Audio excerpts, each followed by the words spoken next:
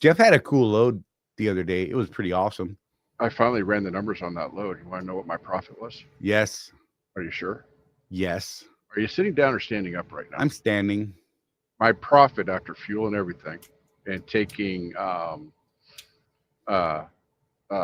OTRs cut 40% cut out of it.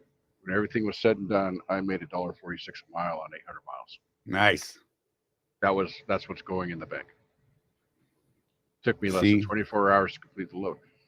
But don't think that this is normal. Right. Do not think this is normal. This is something, and I wanted to give a shout out here. I'll do that in a second as well. It was a weird thing that they needed a favor done, and I said, well, it sounds like it needs to be done. Well, let's talk. And there was enough money in it for Panther where they offered me some bonus money to go do it, and they offered me loaded miles for the whole trip, no empty miles. It was a thing. But I wanted to give a shout out to this Flying J I'm sitting at, Charlie.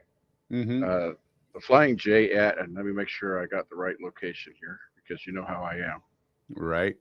Whiteland, Indiana. It's just south of Indianapolis by about 10 miles.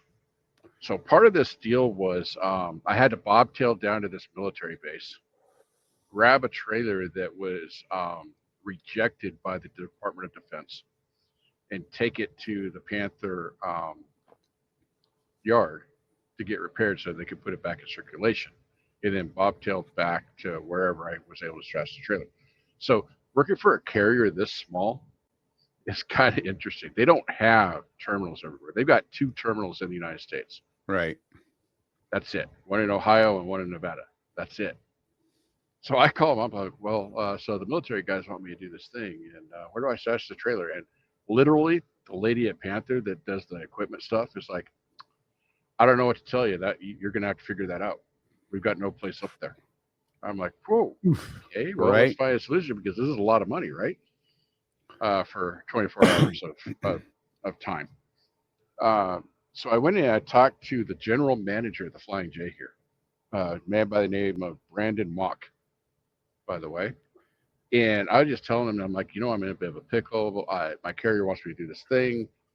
And I even offered, I said, I'll buy a spot for 2 days if you'll let me drop this trailer.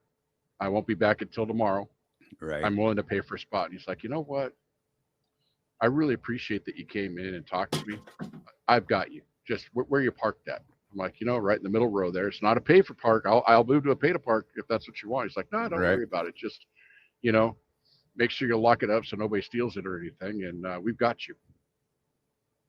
And it's crazy talk. So, when you're looking for a solution, talk to people, guys. These truck stops are not known. They've all got the signs, no drop trailers, right? But if you got something that you got to do that requires you to drop a trailer, go in and talk to him. You never know. I mean, he could have said no, and I would have been, okay, I got to find another solution.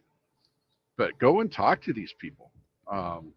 He really showed me his personal level of commitment to his customers. That's for sure.